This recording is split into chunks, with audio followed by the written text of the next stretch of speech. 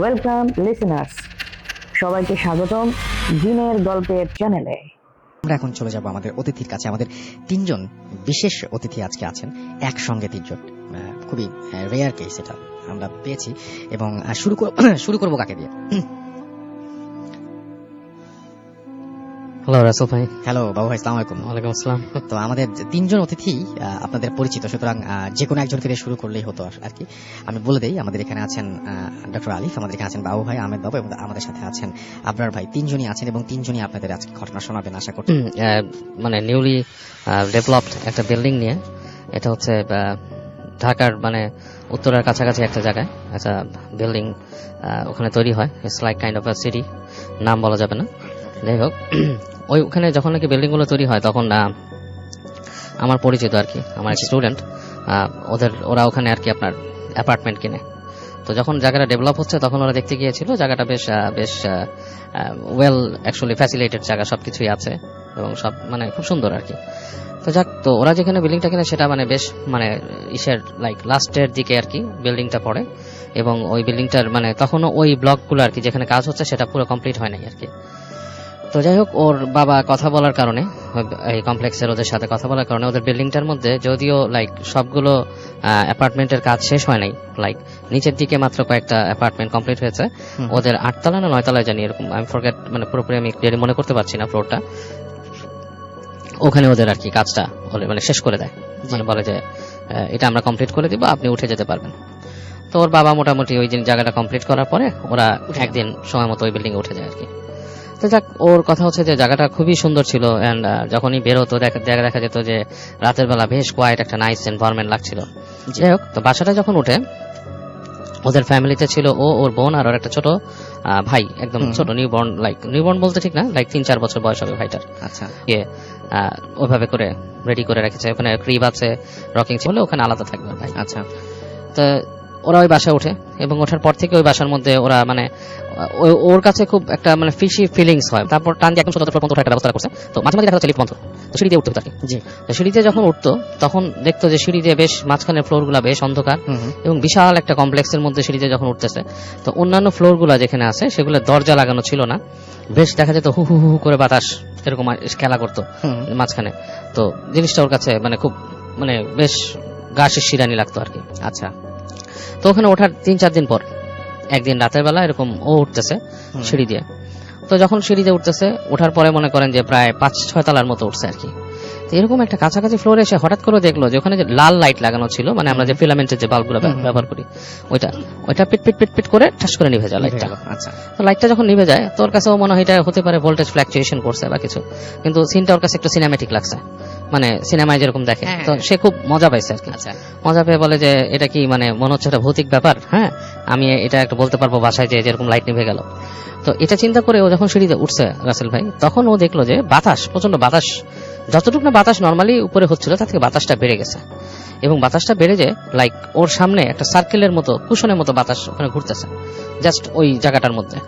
তো ওখানে ও দাঁড়ায় যায় কিছুক্ষণ চিন্তা করে যে এই বাতাস কি জন্য হচ্ছে, এটা কি কোনো ভৌতিক কোনো কিছু নাকি।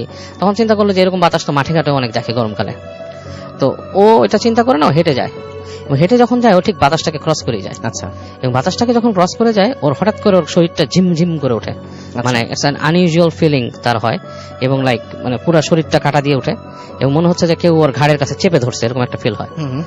তো ও মোটামুটি একটু অস্বস্তি ফিল নিয়ে আস্তে আস্তে আস্তে উপরে চলে আসে, এবং যখন উপরে আসতে থাকে এরপরে প্রতিটা পদক্ষেপে সে ভয় পাওয়া শুরু করে আসলে, লাইক ওর মনে হচ্ছে যে সামথিং ইজ ফলোইং হিম, এরকম একটা ফিল নিয়ে সে উপরে ওঠে। এবং উপরে উঠে বাসার মধ্যে আসে, বাসায় এসে গেট নক করার পর অনেকক্ষণ পরে ওর মা গেট খুলে বলে কি হয়েছে তোমার এরকম লাগতেছে কেন তোমাকে। তো বলে যে আমি এরকম উঠছি, এরকম মাকে বলে যে আমি এরকম দেখছি। তো তখন আর ওই লাইট বন্ধ হওয়ার ব্যাপারটা সে মজা করে বলে না, তখন মনে হচ্ছে ওর কাছে ভয় লাগতেছে, সেভাবে করেই বলে। তো বলার পর ওর মা বলে যে বাবা এইভাবে তো ঠিক না, তুমি রাতের বেলা এইভাবে উঠছো, এরকম বাতাসে ঘূর্ণি দেখছে, এগুলোর মধ্যে দিয়ে হাঁটা ঠিক না, অনেক কিছু খারাপ থাকে এসে। তোর মা ওকে করে কি পানি পড়ে সেটা খেতে দেয়। তো সেটা করেও তার কাছে শান্তি লাগতেছিল না, ও এটা পানিটা খাওয়ার পরে রাতের বেলা ও রাতে ঘুমাতে যায় আর কি বাসায়। মানে যখন রাতে ঘুমাতে যায় অনেকক্ষণ কম্পিউটার ব্রাউজ করে, লাস্টে যখন একটু ঘুমাইছে লাইট টাইট নিভাই দিছে, তো তখন আসলে অনেকক্ষণ পর ওর মনে হচ্ছে যে ওই যে রুমটা যেখানে ওর ভাইয়ের থাকার কথা, সেখান থেকে ওর ভাইয়ের শব্দ শুনতেছে। লাইক মানে বাচ্চাদের যেমন দু একটা শব্দ, হ্যাঁ লাইক বাচ্চারা করে না শব্দ করে, মানে কথা বলে অস্পষ্ট টাইপের, ওই ধরনের একটা শব্দ শুনতেছে। তো বলে ভাই ওখানে করতেছে, ভাই তো আমার রুমে, আমার রুমটা হচ্ছে বামে বেড়ে করিডোর দিয়ে একটু দূরে, এত সহজে শব্দ শোনার কথা না। তো ও করে কি বিছানা থেকে উঠে আস্তে আস্তে আস্তে আস্তে করে গেট খুলে। তো গেটটা যখন খুলে ও ফিল করে যে করিডোরের মধ্যে কিছু একটা বসা, ওই পুরো করিডোরটার মধ্যে কিছু একটা বসে আছে, লাইক মানুষ বা কিছু একটা, কিন্তু যেটা কোনো মানে ও দেখতে পাচ্ছে না কিছু, কিন্তু মনে হচ্ছে কিছু একটা বসা। তো যাই হোক খুব ভয় পেয়ে আস্তে আস্তে যায়, দেখে যে শব্দটা ঠিক ওর ভাইয়ের যে রুমটা সেখানে, ওখান থেকে আসতেছে, এবং গেটটা লাগানো না, ভেজানো গেট, মানে একটু চাপানো, একটু খোলা। তো তখন চিন্তা করতেছে যে আম্মু কি কোনো কারণে ওকে এই রুমে রেখে গেছে বা কিছু, ও মানে হঠাৎ করে মানে একটু অন্যরকম চিন্তা করে। তো হেঁটে হেঁটে যায়, যে কি করে গেটটার কাছে যখন যায় তখনও মানে স্পষ্ট শব্দ শুনতেছে ওর ভাইয়ের সেই ছোট বাচ্চার গলা। যখন ঠেলা দিয়ে ঢুকার পর দেখে যে শব্দটা বন্ধ হয়ে গেছে, কেউ নাই, কিন্তু ওই যে কোণার মধ্যে যে চেয়ার রাখা সেইখানে সে তাকায় যে একটা অবয়ব বসা।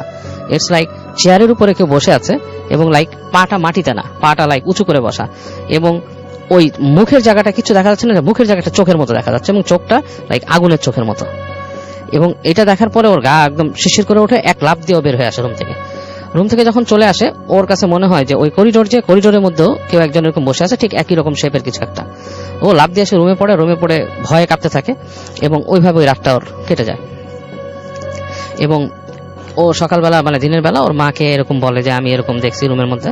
তোর মা বলে তুমি যে কালকে ওখানে আসছো, তুমি ভয় পাইছো, দুঃস্বপ্ন দেখছো, এরকম কিছু না, মানে ইটস লাইক এটা খুবই নর্মাল জিনিস, তুমি হয়তো ভয় পাইছো, এসে তুমি দোয়া পড়ো, নামাজ পড়ো, এগুলো বলে ওর মা ওকে সান্ত্বনা দেয়। তো পরদিন যখন নাকি ওই বাসার মধ্যেও থাকে, ওর কাছে সারাদিন মনে হয় যে বাসার মধ্যে কেউ একজন আছে এবং ওর দিকে নজর রাখে। ও মানে ও ভালো ফিলই করতেছে না বাসায়, এবং ও সন্ধ্যার পরে একটু বাইরে যেতে চায় চা খাওয়ার জন্য। ও যখন সিঁড়ি দিয়ে নামতে যায় তখন ওর মনে হয় সিঁড়ির গোড়ায় কেউ বসা, এবং ও আবার উঠে আসে, ওই দিন আর নামে না ও বাসার ভেতর থেকে, ও বাসার মধ্যে চলে আসে, এসে ঘরের মধ্যে ঢুকে, ঘরের মধ্যে ওর কাছে ওরকম ফিল হতে থাকে। তো ওই দিন ঠিক সন্ধ্যার আগে যেটা হয়, ও ওই হেঁটে হেঁটে ওর মায়ের রুমের দিকে যায় আর কি, যে দেখে যে ওর ভাইটা ওখানে আপনার হয়ে আছে। তখন মনে করেন জাস্ট সন্ধ্যাটা ঘনায় গেছে এরকম একটা সময়, যে দেখে যে মায়ের রুমের মধ্যে মাটা কেউ না, কিন্তু ভাইটা আছে, ভাইটা ক্রিবের মধ্যে দাঁড়ানো করতেছে। তো ও যখন কাছে যায়, ওর ভাইটা ওকে দেখে একদিকে তাকায় থেকে, মানে ওর দিকে তাকায় একটা চিৎকার করে পুরো নীল হয়ে যায়, গায়ে কাঁদতে থাকে ওর ভাইটা, মানে সিরিয়াস কাঁদতে থাকে। ও যত কাছে যায় মনে কান্নার আরো বেড়ে যাচ্ছে, মানে কান্নার মানে লিমিটলেস কান্না, মানে বাচ্চারা মানে এক নাগাড়ে কাঁদতেছে। তোর মা দৌড় দিয়ে আসে, কি হয়েছে এসে বাচ্চাকে কোলে নেয়, বাচ্চার কান্না একদমই থামে না, ওর বাচ্চা ওর দিকে তাকায় নীল হয়ে কাঁদতেছে, এবং গায়ের কালার পুরো নীল হয়ে গেছে বাচ্চার। তোর মা যেটা করে, ও তাড়াতাড়ি সরায়, ওর বাবা আসে, খবর দেয়, বাচ্চাকে শান্ত করার চেষ্টা করে, বাচ্চা থামতেছে না, সিরিয়াস অবস্থা। ওরা মনে করে হাসপাতালে নিয়ে যাবে, তো এরকম করে ওই ভাইকে ওরা হাসপাতালে নিয়ে যায়, ওর মাটা। তো হাসপাতালে নিয়ে যেও আসলে বাচ্চার কিছু হয় না, বাচ্চাকে আপনার ডাক্তাররা শান্ত করার চেষ্টা করে, ওষুধ দিয়ে এই দিয়ে পাঠায়, কাঁদতেছে। তো ওখানে ওদের প্রতিবেশী একজন বলে যে এখানে একজন আছে, হুজুর আছে, ওনার সাথে দেখান কি হয়েছে বাচ্চার এসে।